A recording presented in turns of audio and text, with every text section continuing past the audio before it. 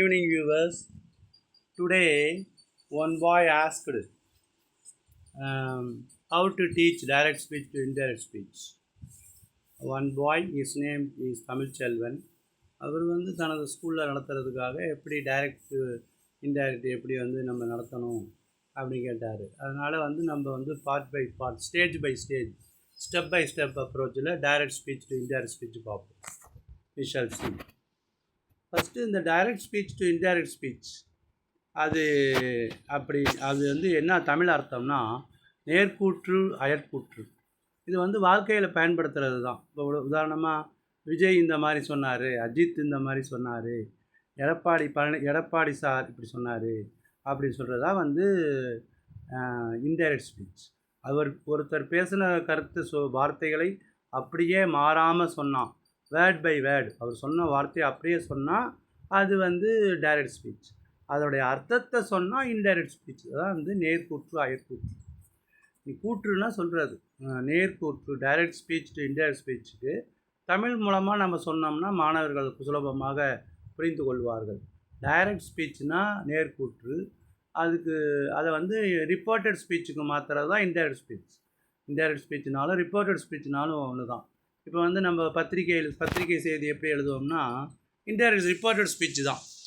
ஏன்னாக்கா இவ்வளோ மக்களை நம்ம போய் சந்திக்கிறோம், அவங்க சொல்கிறது டைரக்ட் ஸ்பீச்சு. அவங்க என்ன சொல்கிறாங்களோ அதை இன்டைரக்ட் ஸ்பீச்சில் மாற்றி எழுதணும். மக்கள் இவ்வாறு சொன்னார்கள் அப்படின்னா அது இன்டைரக்ட் ஸ்பீச். அது நியூஸ் பேப்பர் ரிப்போர்ட்டிங்கில் அதிகமாக யூஸ் ஆகுது. இப்போ direct speech to indirect speech. இப்போ ஒரு ஆசிரியர் சொல்கிறாரு, நாளைக்கு எல்லோரும் ஃபிசிக்ஸ் ரெக்கார்டு முடிச்சுட்டு வந்துடணும் அப்படின்னா அது டைரக்ட் ஸ்பீச். அதை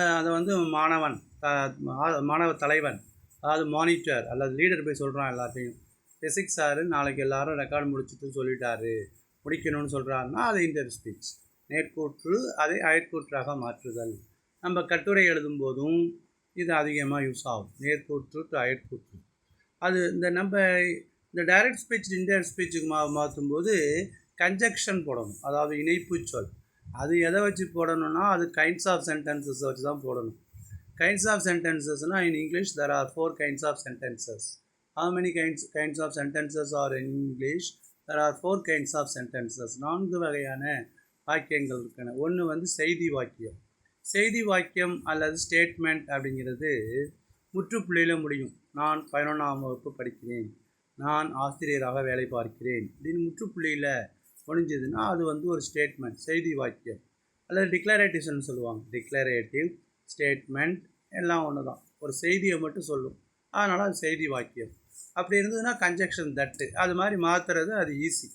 கன்ஜெக்ஷன் என்ன பண்ணணும்னா அந்த கமா, மேற்கோள் குறிகள் இருக்கும், இன்வெர்டட் கமாவுக்கு பேர் மேற்கோள் குறிகள், அவைகளை நீக்கிட்டு நம்ம செட் தட்டு போட்ட வேண்டியதான். அது இல்லாமல் கொஸ்டின் இருக்குது.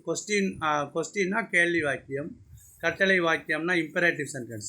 அதில் இம்பரேட்டிவ் சென்டென்ஸ்னால் கட்டளை, வேண்டுகோள் எல்லாமே அந்த இம்பரேட்டிவில் வரும். எக்ஸ்க்ளமேட்டரினா வியப்பு வாக்கியம், oh what a beautiful building, alas I have fallen, புறாவிக ஒன், இந்த மாதிரி ஒரு வியப்பு உணர்ச்சிகளை வெளிப்படுத்துகின்ற வாக்கியம் எக்ஸ்க்ளமேட்டரி சென்டென்ஸ். இப்போ நம்ம மாணவர்களுக்கு ஆரம்பிக்கும்போது when start teaching, நம்ம இந்த ரொம்ப புவர் ஸ்டூடெண்ட்ஸாக இருக்காங்க, ரொம்ப மோசமான மாணவர்களாக இருக்காங்க அப்படின்னு சொன்னால் நம்ம ஸ்டேட்மெண்ட்டில் வச்சு தான் ஆரம்பிக்கணும். இப்போ கலா செட், கலா சொன்னால், செட்டுன்னா சொன்னால்னு அர்த்தம், comma, inverted comma open, I am going to market, நான் கடைத்தெருக்கு செல்கிறேன். Kala said I am going to market. அதை எப்படி இன்டைரக்ட் ஸ்பீச்சில் மாற்றுறதுன்னா கன்ஜெக்ஷன், இணைப்பு சொல் தட்டு போடணும். Kala said that she was going to the market, அவ்வளவுதான். இந்த மேற்கோள் குறிகளையும் கமாவையும் எடுத்துகிட்டு மாற்றினா போதும். Kala said that she was going to the market. இப்போ செட்டுனா செட் தட் வரும், செட் டூ வந்ததுன்னா டோல்டு வரும், செட் டூ வந்ததுன்னா டோல்டு வரும்.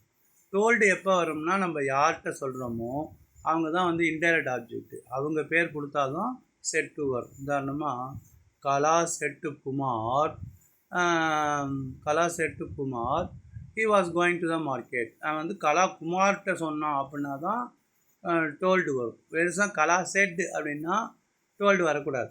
அந்த இன்டைரக்ட் ஆப்ஜெக்ட்னா என்னென்னா, யார்கிட்ட சொல்கிறோமோ அந்த தமிழில் மொழிபெயர்க்கும் போது பூங்கிற எழுத்து வந்துச்சுன்னா அதுதான் வந்து இன்டைரக்ட் ஆப்ஜெக்ட். அப்போ தான் செட் டு வரணும்.